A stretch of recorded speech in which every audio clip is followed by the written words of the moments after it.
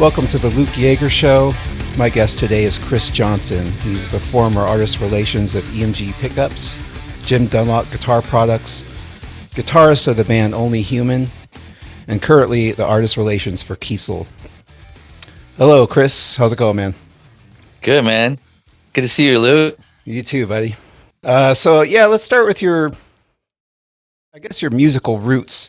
Did you start playing guitar first? And exactly what age did you start getting into music? Actually, it was third grade, and it was saxophone was my first instrument. And I got to play sax for about 2 years between third and fourth grade. And but we couldn't afford to actually continue to rent the instrument. We didn't have a lot of money. And so I kind of took a musical lapse. And then it wasn't until my good friend Ryan Miranda, his dad gave him like a copy of a Tele guitar for like his 15th or 16th birthday. And he learned to play Three Little Pigs by Green Jelly. And I was blown away. I was just like, dude, if you can do that, I'm trading my I traded off my skateboard, got a Strat copy, and started trying to learn like Come As You Are by Nirvana or anything that would sound kind of cool at the time. And that was like roughly 91, 92 ish, so like Pearl Jam was like 10 had just dropped, like it was that era. Oh yeah. That was a great time. And then, did you move to Seattle? So you grew up in California and you moved to Seattle and then back to California, or did I get that wrong? No, you got it right. Yeah. So I'm from the area I'm in now. I'm in Chico, California currently.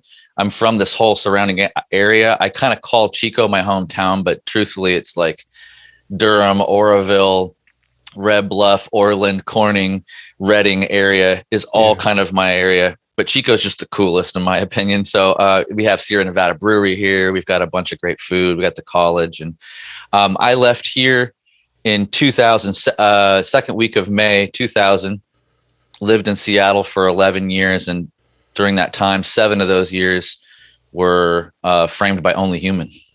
Wow.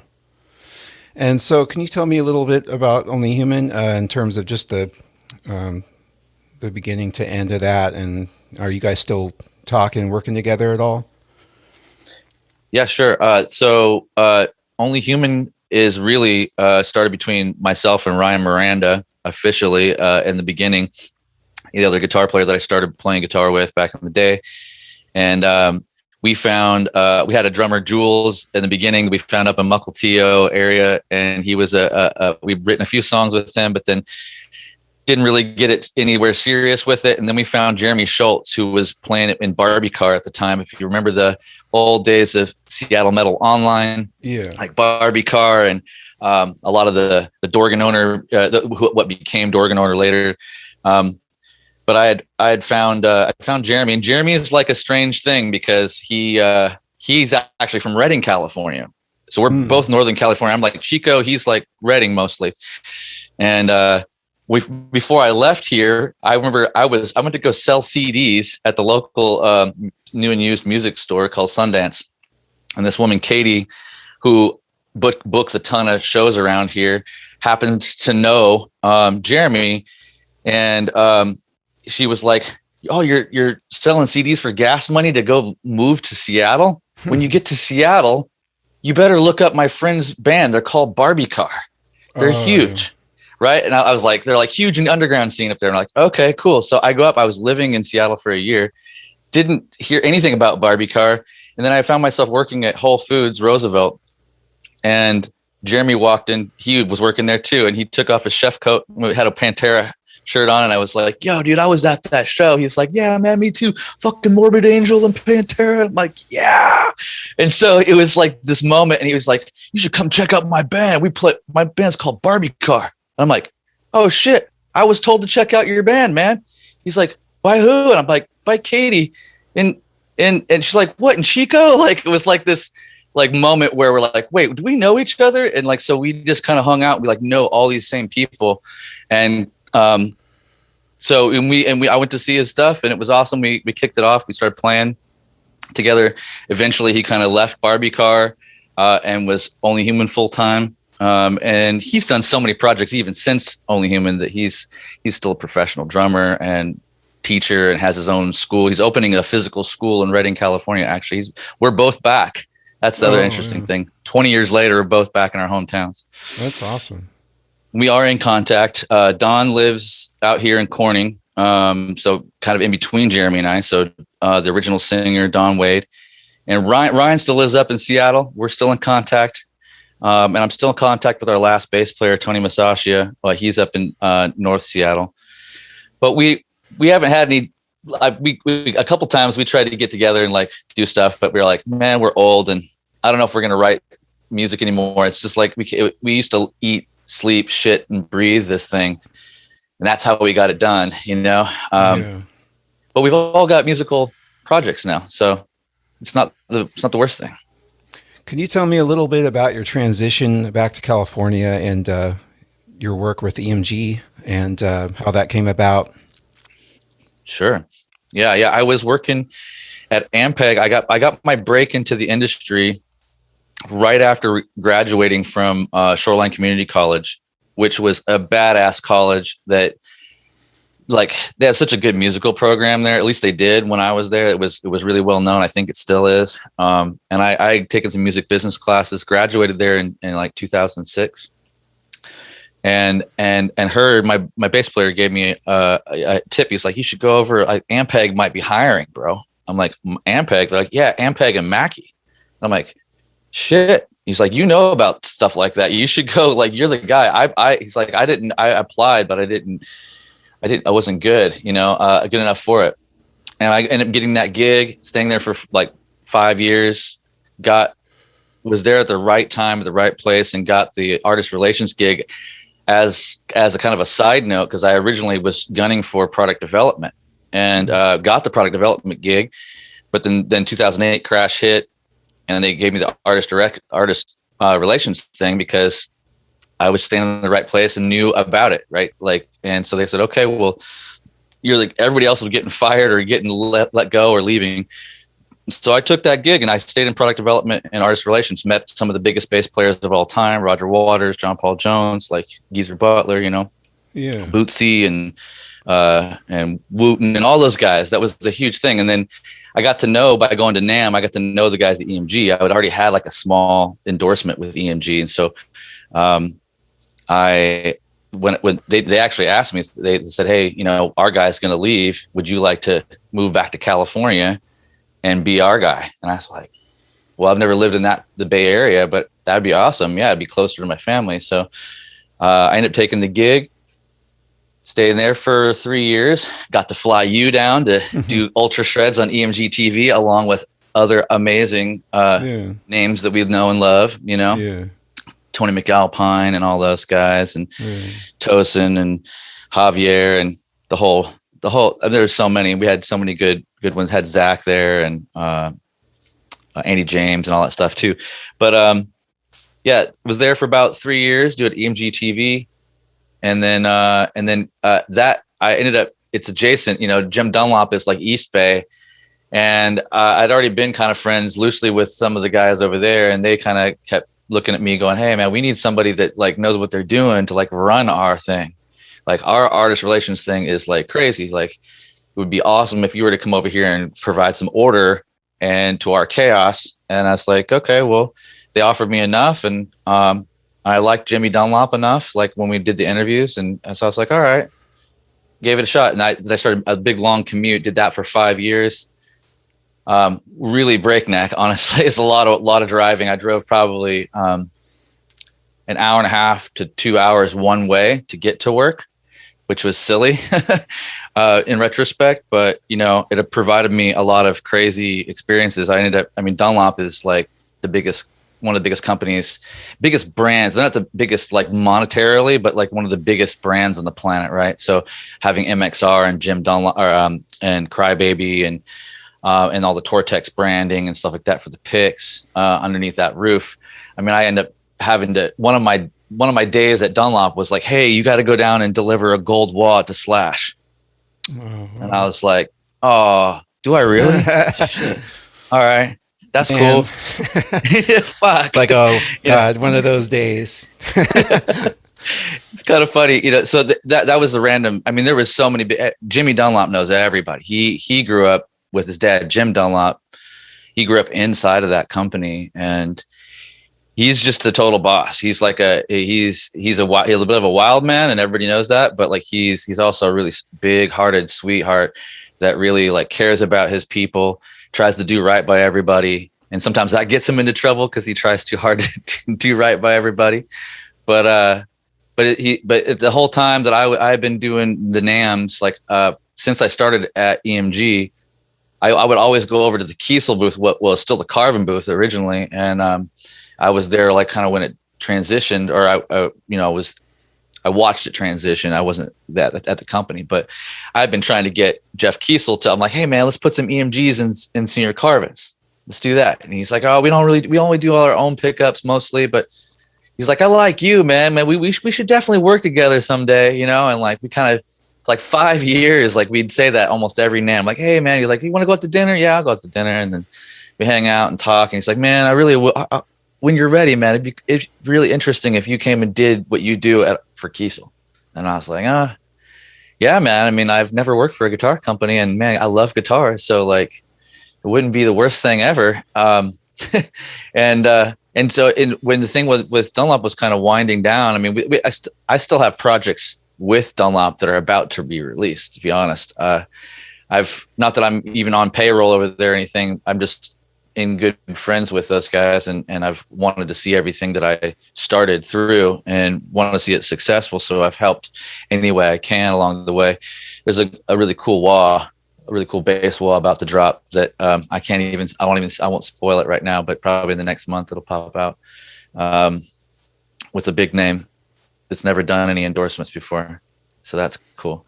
And then, so yeah, I'm at Kiesel. I went to LA for a year. As I got started with Kiesel, and I was only going to be there for 2 or 3 years, probably, just to kind of like, give it a good shot and make some rounds, and then probably move back up here, move somewhere else. But the pandemic hit, and it was just after 3 months of like 2 weeks to flatten the curve, I was kind of like, I'm the fuck out of LA, dude. I don't want to be here if stuff's going to go down.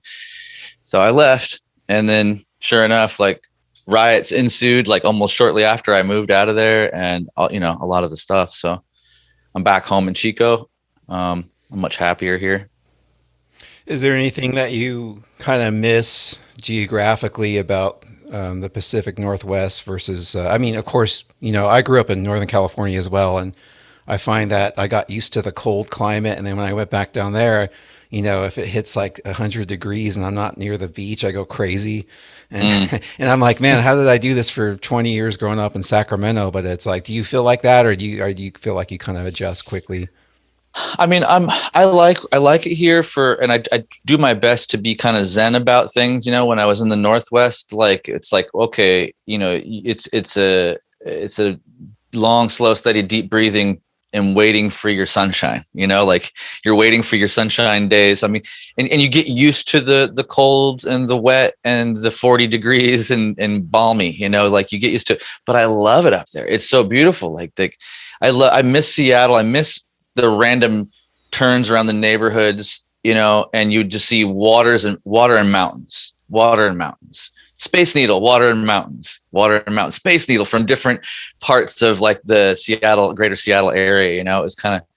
It's romantic to me because I spent a decade there, and all like the vast majority of all the shows I ever played were there, like in and around with you, like around the Studio 7, El Corazon, Graceland, and all those gigs at the Central on Monday nights. I remember seeing you guys a couple times, and one of my biggest memory of you, my first impression of you, is how awesome your stage presence was. I mean, you were just going to town. Man, it was jumping around, kind of reminded me of like Michael Anthony from Van Halen, just crazy energy. And I could tell you're really passionate about music. But yeah, it was cool to see. I never really anticipated being friends with you. I just thought like, oh, this is another, guitar player in a band, and a local band here. And then I think we met at Was it Animals as Leaders? I think you were sitting at a table with Naveen. And I remember that gig. yeah, it was a long time ago, 2011, 10, something like that. But anyway, I think that's when we first actually met. And then, yeah, it was, but anyway, sorry, I just interjected that story. No, you're good. No, it's actually, it's interesting because I think that's interesting that you remember that as our first meeting, because I was a fan of yours prior to way before 2011. And I think I've definitely been out to your shows and maybe chatted with you a little bit at a merch booth once or twice. And then it must have been like before. I think we had, didn't we have, I think we had Sleep Terror play at the lab with us. Didn't you guys play at the lab at the Seattle Drum School? I do. Yes, we did in 2005. Yeah, because that was, and we still didn't know each other very well or anything. So, but there was one time that I had reached out in an email because you were offering guitar lessons, and we did a little back and forth. And I was like, "Yeah, man, I'm gonna get some money and take guitar lessons from you." And you're like, "Cool, man, let me know." And I'm like, "Yep." And I just probably didn't do it, But, yeah, I was just in awe of your project, man. Sleep Terror is just absolutely legendary, dude. Thanks, man. What I want to ask you now is, so you've been, through your work doing artist relations, you've been backstage at really major events, shows, programs. You've been on stage with, like Metallica and just different bands. And did your experience with that differ from what your initial perception of it would be? Did you perceive that whole thing a certain way, like the backstage, the crews, the people that you worked with, the rock stars and whatnot? Was there something within the work itself that changed your perception of how that stuff goes, the operations and just, behind the curtains kind of stuff? It's a cool question. Yeah. For me in particular, I feel like it's felt natural predominantly because just when I was 16, I had the opportunity to meet Dimebag and Pantera, and that was first big show. So I went to my very first big show. I bought tickets to my first big show and ended up through this magical hands of fate, getting handed backstage passes and going back there, getting my head shaved by Dimebag, and seeing my favorite band be fucking super cool, super cool. And so there was something about that kind of I was like, oh, so these are just extra cool humans. I get it. So extra cool humans hire extra cool humans to take care of them and get them from show to show so they can do extra cool things. Fuck yeah, that makes all the sense in my world, and so I would just go to shows prior to ever even having this job. This is way before, even had a band, really. But it was just a thing where I went to go to G3, the original G3 tour, and just waited out by the buses, and I met Satriani and Vi and got autographed stuff because I was like, oh, I know that they have to come out of there at some point. It just opened up a thing. But then fast forward to actually having access, there was a lot of, what you kind of think initially, as a young person, even prior to, because Dimebag and the whole band, they partied. And it was relaxed and it was cool, but it wasn't any type of fantasy thing, it was just just people standing around under tents out back, behind stage, it was just hanging out, nothing crazy. I'm sure some crazy things happen behind closed doors here and there, but it's not the quintessential thing. I've rarely run into a full-on rock star personality. Most people are pretty humble. Most people are, street level, so to speak, I guess, because everybody, to sustain what it means to tour and do this nowadays, it's you need so much, and you've already had to do so much that most people can't risk the party atmosphere to any real degree because it will inhibit their health and their ability to do the thing. Now, there's still plenty of addicts everywhere, that's still a thing, but I guess so. That's just one of the things, and I've noticed it's just like I was there to watch the kind of shift from some slight party tactics to see everybody kind of get healthy and take weights on the road. Like a ton of bands take like their kettlebells. They're like, oh yeah, I'm taking a fractal and not taking my super heavy head, but I got kettlebells instead. So like we still spend as much in gas and like toting this thing across the country, but yeah, I don't know. It's hard to say like what if there was anything else. It's felt fairly natural to me. It's felt fairly I mean, not to say that it hasn't. I've completely almost shit myself multiple times, like being on side stage with the bands that I love, with Deftones and Metallica and Tool. Like side stage with Tool has been some of the most ridiculous stuff because I just hold that band so high. Them and Deftones both are like coming of age bands for me, Yeah. So yeah. So do you have any advice for musicians? It seems like a lot of people reaching out to artist relations, and they always want free stuff, and everyone kind of feels like they have a place in that kind of bracket where they could, get their dream gear, and things like that. What do you expect as an artist relations employee or manager? What do you guys usually look for? And what are you obviously somebody who has a ton of YouTube views and a lot of subscribers and stuff, but are there other things that some people are not quite aware of? Yeah, that's a great question as well. And yes, so like it's changed through the years. At different gigs, it's been the parameters have been a little different, right? So like when a brand is launching a new product, let's say, and they're not really like known for that category, oftentimes they'll be more interested in picking up almost anybody, that with a little bit of traction to like put in front of their audience, just to show examples, because it may be difficult to get like that new product broken, or like accepted. But oftentimes it's kind of it's a categorical scenario where it's a weight scenario. Like so does the brand need you more, or do you need the brand more?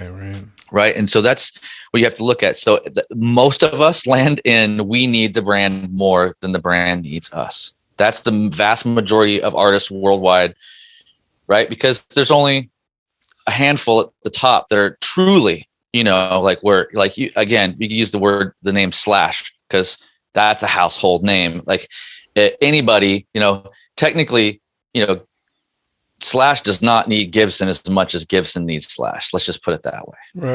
Right. Like Slash could do what the fuck he wants.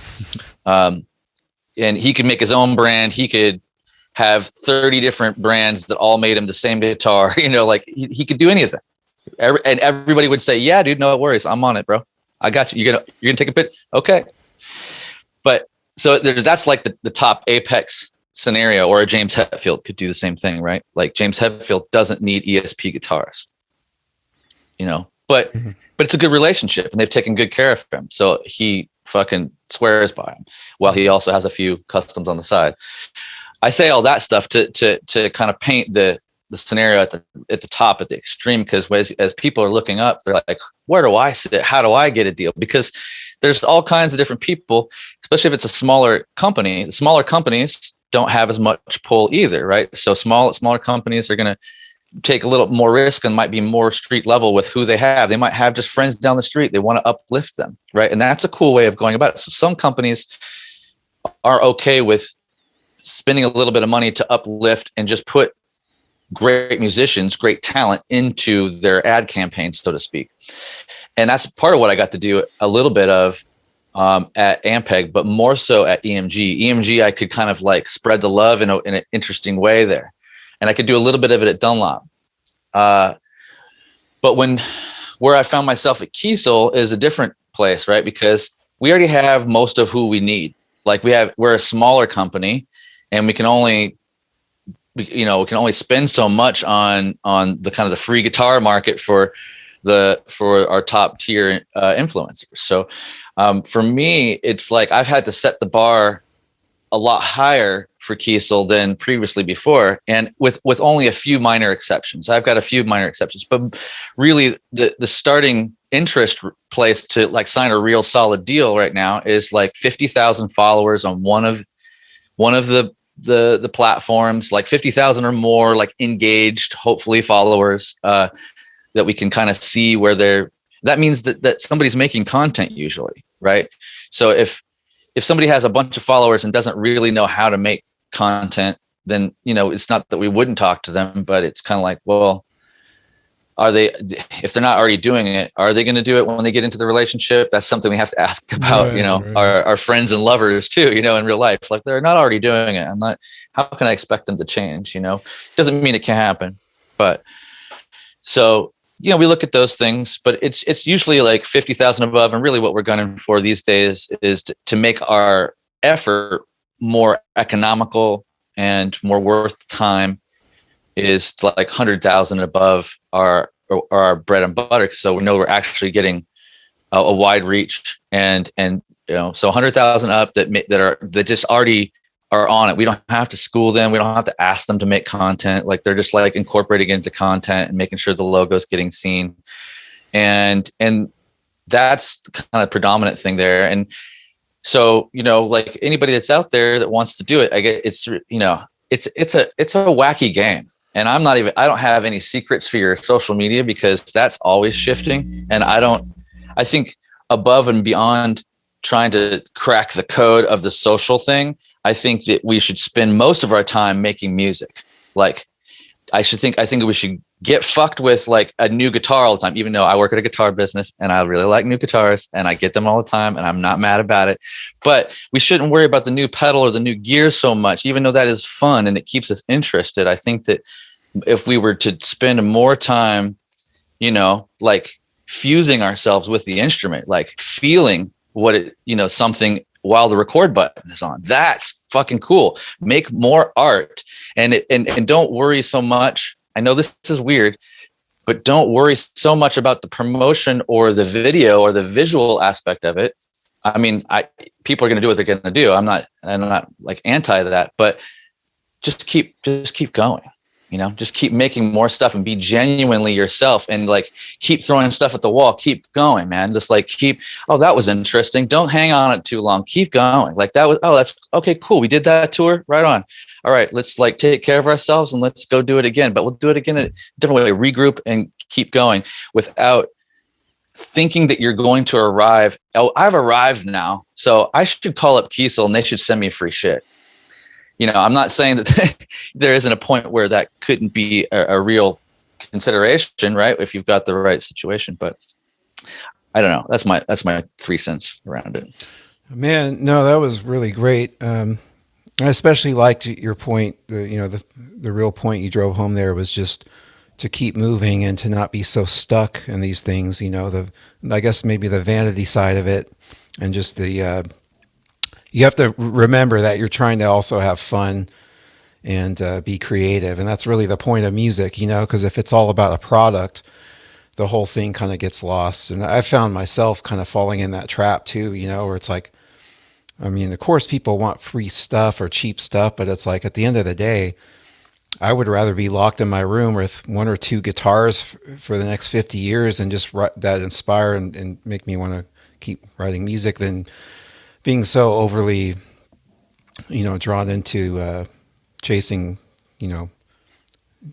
all the stuff you were talking about. But yeah, it is. And also too, it really is like a business, and it's kind of, interesting hearing, because you are so deep into this field that just seeing how people, it's exchanging a service in a way. And some people too, I've noticed, they could be really, great musicians, but they're not really the best at marketing and internet stuff, and vice versa. And it's interesting seeing how that can work out or not. But yeah, I will say, just to add on to the whole thing, is that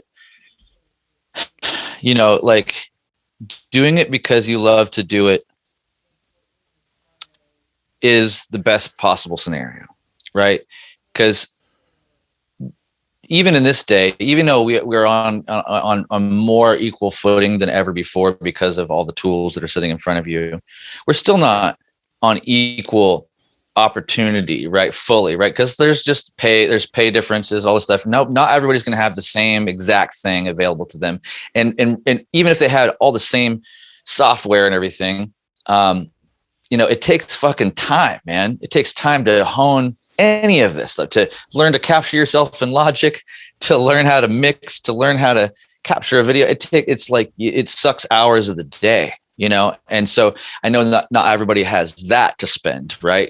So I think what I would say above and beyond is like find the thing, find the spot, the sweet spot for yourself that you love to do, that you just would love to do with if nobody was looking, and keep exploring that and see what happens when you stay with it consistently for a while.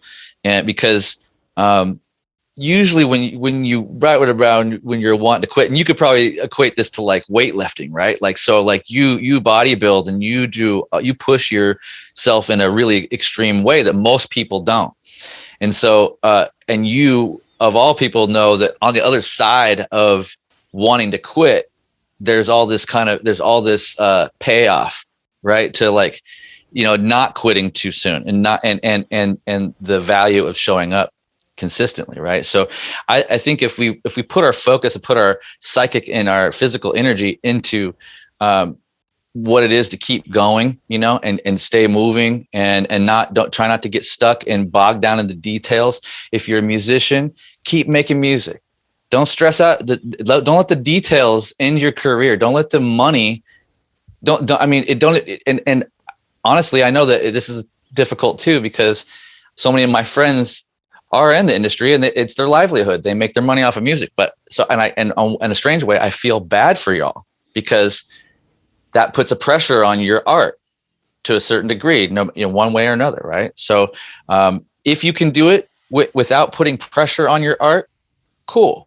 Mm-hmm. If your art eventually does, blossom into a place where it can sustain itself and then some, cool. Remember what got you there though. Like, remember like what got you there. That was oftentimes it was the free feeling of like, I can do anything. Creation is golden, like, and sacred. And like, and I make space for it in my life and I commit to it, so it's just, yeah. Anyway, I could go on for hours and I will talk your ear off. No, man, I love it. It's great. And I totally agree with everything you said too. Also want to talk to you about your podcast, Players Pick Podcast. And you're on Spotify, obviously. Tell me how that came along. What inspired you to do that, and how's that going now? Thanks, Luke. It's good to be asked about that, particularly today. Today is the 3-year anniversary of my very first episode. Awesome. Was with Polyphia. Yeah, thank you. And so I got inspired. I didn't want to do it. I didn't actually initially dream this up. It was I was hanging out with Moon Unit Zappa, and we became friends through Steve Vai introduced us. It was like kind of this strange fate where I had been doing a little bit of stuff for Steve Vai via email through the years, and one day I get an email and he says, "Hey, would you mind making picks for my friend Moon?" And I'm like, "Is that Moon Unit Zappa?" And he's like, "Yes." And I'm like, "Hell yeah, dude! Like, send her my way." And so like he like sent my number over, and she had called me right away, and I didn't know who it was, and it's like I'm not picking that up. And I got a voicemail late, I was like, "Oh." She's like, "Hey, this is Moon. What's up? Like, I need to get some picks made for my podcast, for her podcast." And I was like, "Oh, okay." So I called her right back, and there was something in her voice, and I was just like, I've never met her. I know about her. I know about the Zappas. I grew up with my dad, like being a big Zappa fan. And so we listened to it and stuff. And he would kind of like make fun of, we listened to Valley Girl and whatnot, and just would kind of like joke around about the Valley speak and whatnot. But anyway, she picked up, and we like instantly kind of hit it off. And like the next time I was in LA, I was actually going down to hang out with Tool in the final stretches of studio work that they were doing for this last album. And I told her, I said, well, I'm going to be in town for a couple of days. I'm going to try to see my buddies in Tool. And she's like, oh, I used to hang out with them back in the day. Can I go with you? And I was like, yeah, dude, let's go. And so I showed up and I was like, hey guys, I brought a friend. And and everybody's like, whoa, Moon Zappa. Like, she was like star of the show. Everybody's like, we haven't seen you in so long, blah, blah, what's going on? And so after they kind of, caught up and whatnot, we ended up just kind of kicking it with Adam Jones and Justin and stuff and chilling in the, in one of the rooms they were doing like lunch. So they ordered a bunch of food and we were kicking it. And we ended up talking about picks. And it was just one of these things where all these roadies were hanging out and like we were all taking a break, and Adam was talking about picks, and then Justin was talking about picks, and then like all the roadies like, what I really love is these picks. I can't find them anymore.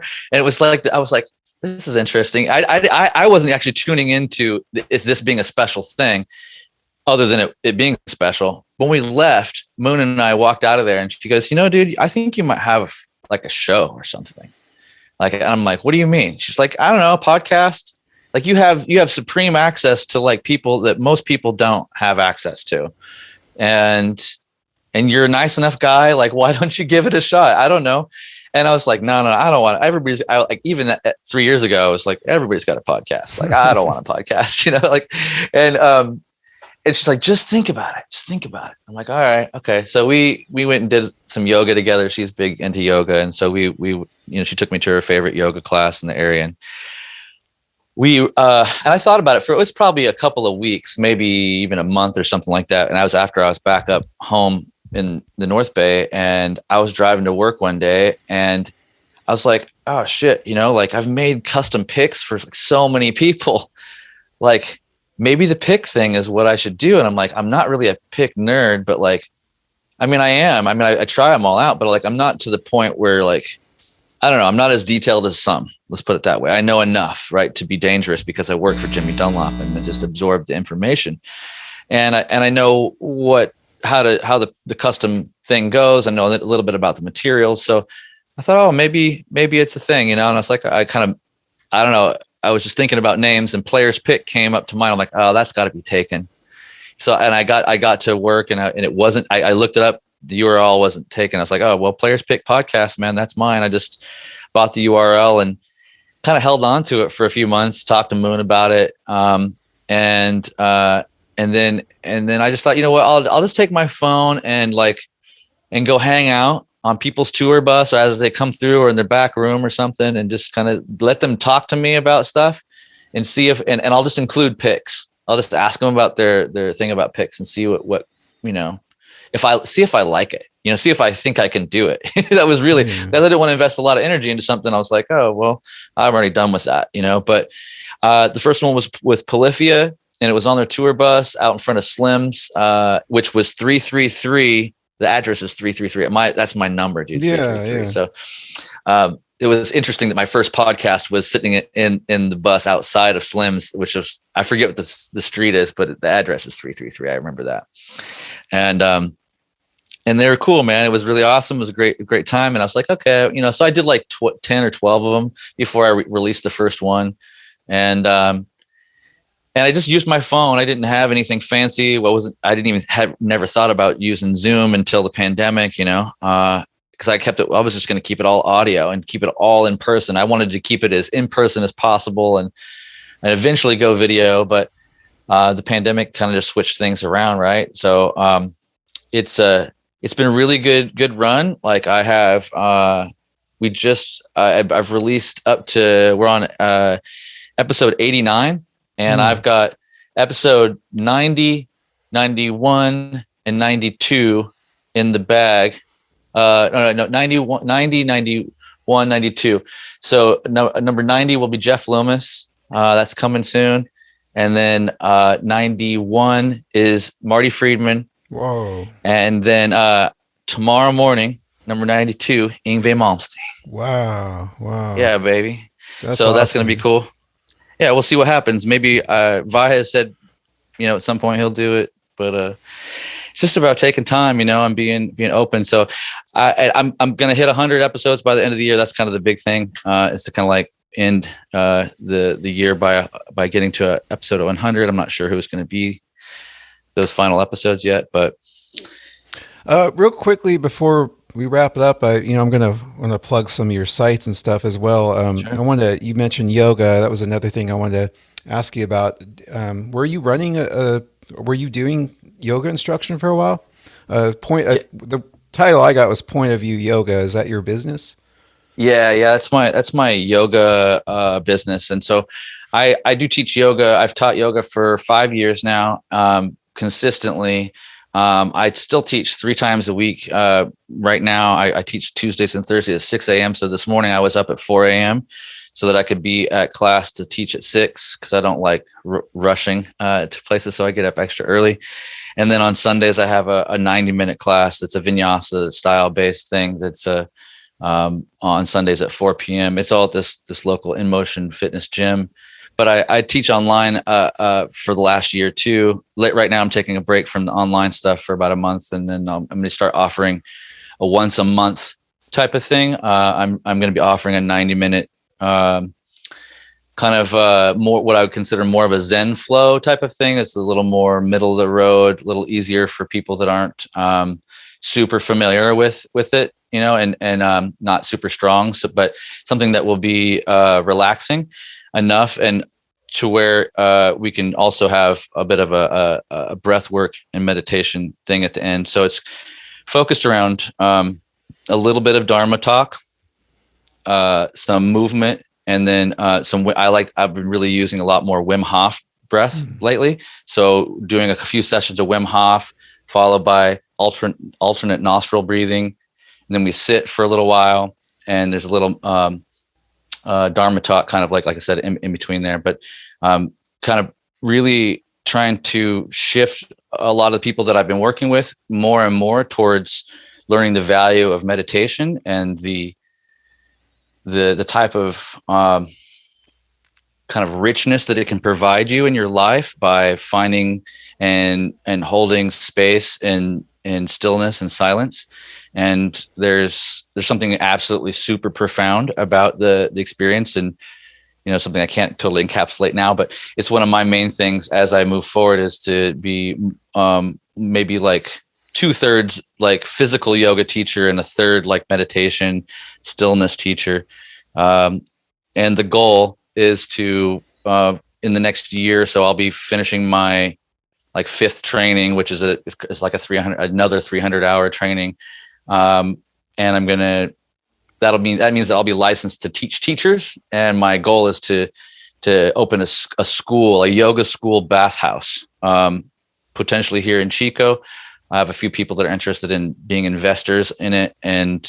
But if you can imagine, there'd be two studios kind of adjacent each other, all like overlapping schedules.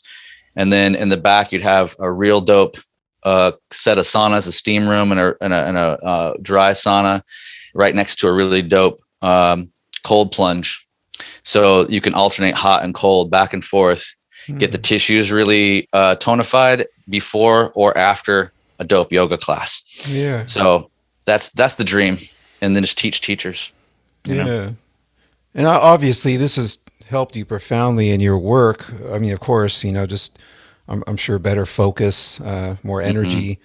Do you have any advice for somebody who's kind of getting into meditation? I've been kind of, for me, I guess my personal meditation has always been obviously lifting weights and things like that, walking. I've always been kind of a little bit too timid or lazy maybe to try yoga, or maybe the real having the patience to do real meditation. But what would you tell someone, if they had 5 minutes before they had to start their day, go to work, or face a challenging situation in terms of getting control of their breath and their mind, connecting the two? And do you have anything like a quick tip for just kind of a yoga meditation dummy, I guess? Yeah. So wherever you're at, sit up tall, sit up straight, pull the shoulders back, drop the shoulder blades back down into your back pockets, drop the chin just a little bit. Eyes are either closed or a soft gaze down at the floor. Crown of the head is reaching up towards the roof.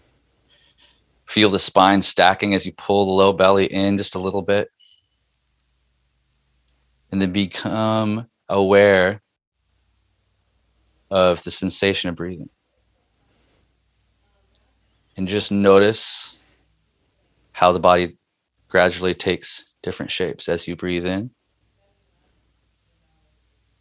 and as you breathe out.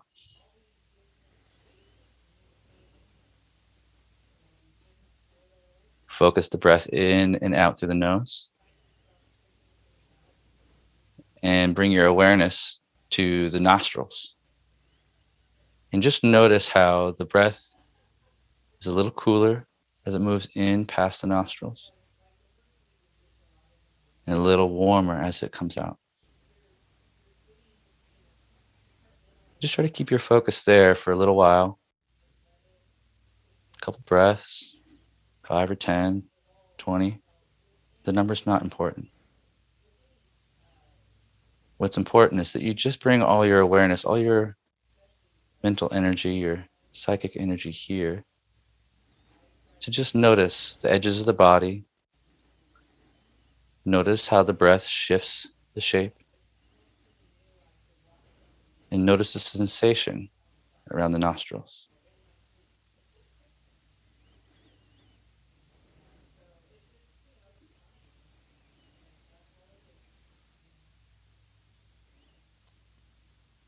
And over time, what this does is it brings you out of the 10,000 things, right? So life is, at any one moment, it's like figurative number, right? The figurative number is the 10,000 things that are just behind you and kind of it's almost like your peacock feathers, right? It's like, I've got all this shit to do. And it's like this fan, and each little feather has a little label on it. Oh, this is like, this bill, this is this correspondence, this is this message, this is, this due date, this agreement with so-and-so, this conversation with so-and-so, this predicament with the landlord, this predicament with my music, this project, that project, all these things, all the 10,000 things. Yeah. It puts a buffer between you and the 10,000 things, because when you're here and you're observing reality through the sensation of the body, you're not engaging those 10,000 things. It gives you space, and over time, it takes a while. But don't be concerned with how long it takes. It only takes as long as it takes, right? And we just get used to the boredom of being here with the body. Mm-hmm. and allowing ourselves to not be distracted by a bunch of ding, ding, ding, a bunch of hearts and likes and stuff, right? For at least a little while. Even and it can be that 3 to 5 minutes, the beginning of the day, the end of the day, the middle of the day, any part of your day. And that 3 to 5 minutes, just know that anytime you feel like it, it can be more than that. It can be 15, it can be 20, it can be an hour. It could be any of those things. And just allow it to be what it is, and don't try to make it anything it's not. So open-handedly approach it, right? Like, oh, that's what it is today. Okay, that's what I had time for. I'm off to the races. I'm going to go do my thing.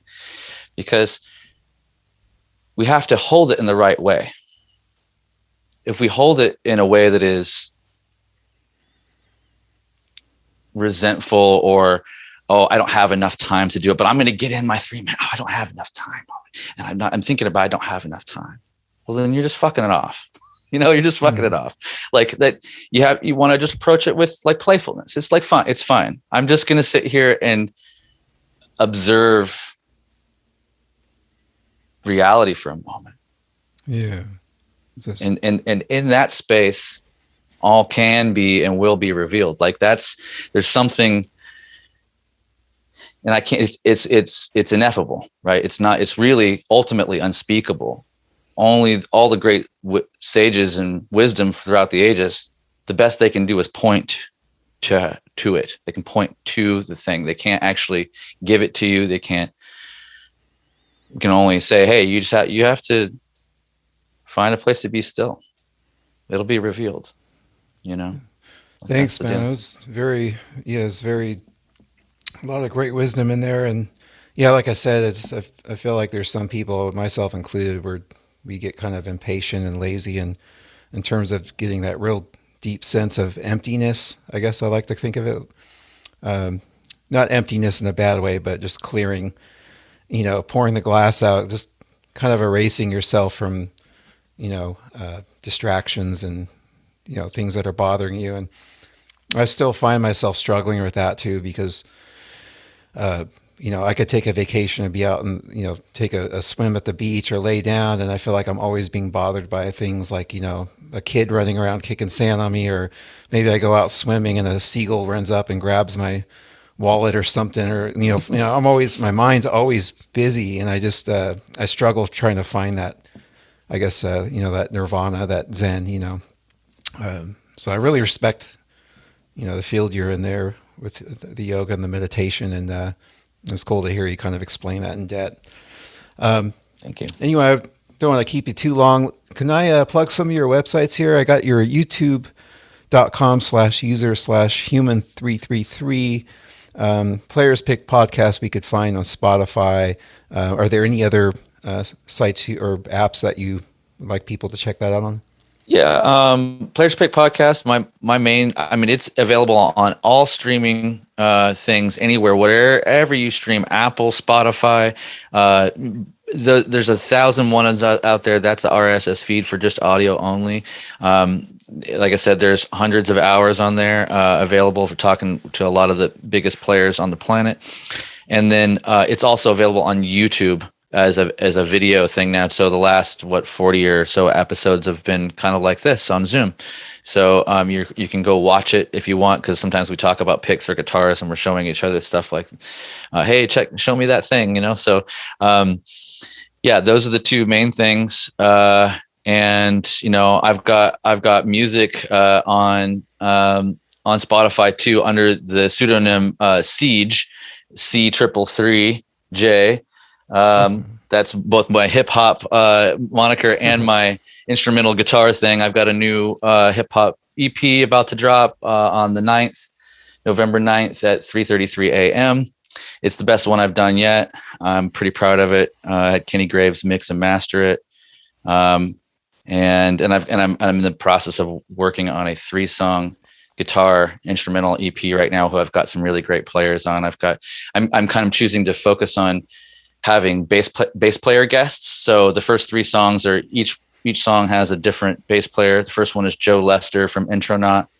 Second one is Eva Gardner from the band Pink, and also she's played with Cher and Mars Volta and a lot of others. And then the last track on this little 3-song EP is going to be with Dennis Turner, who plays his bass and MD for Odyssey, and Jesse Boykins III, and also Dave Chappelle. When Dave Chappelle takes a band, he takes this guy. So excited to have that.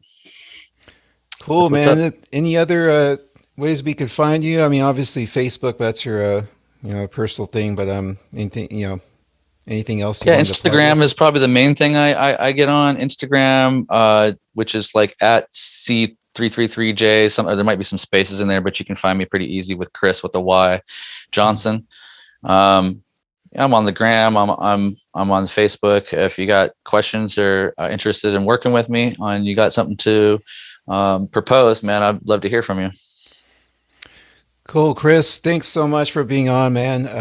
It was great talking. It was great to see you again. It's been a while, and yeah, things have been crazy in the last couple of years for all of us, musically and with the exercise stuff and just life. But it was great to see that you're doing good, and I'm excited that you're working with Kiesel and your podcast and everything going on. Was there a site we could keep following you with the yoga thing, or is that just the Facebook page for now? Yeah, there will be. I'm working on my own website, which will be chrysjohnson.com, and pointofviewyoga.com does work. I think it redirects to my Instagram right now. So the Point of View, that I have a separate yoga Instagram, so you can find me there. But probably by the new year, I'm trying to have the website done. We'll see. It's a little bit of a process, but Yeah, man. I thank you, Luke, man. It's been great to chat with you. I know I did a lot of the talking, but let's that's the definitely stay point in of it. touch, Yeah, man.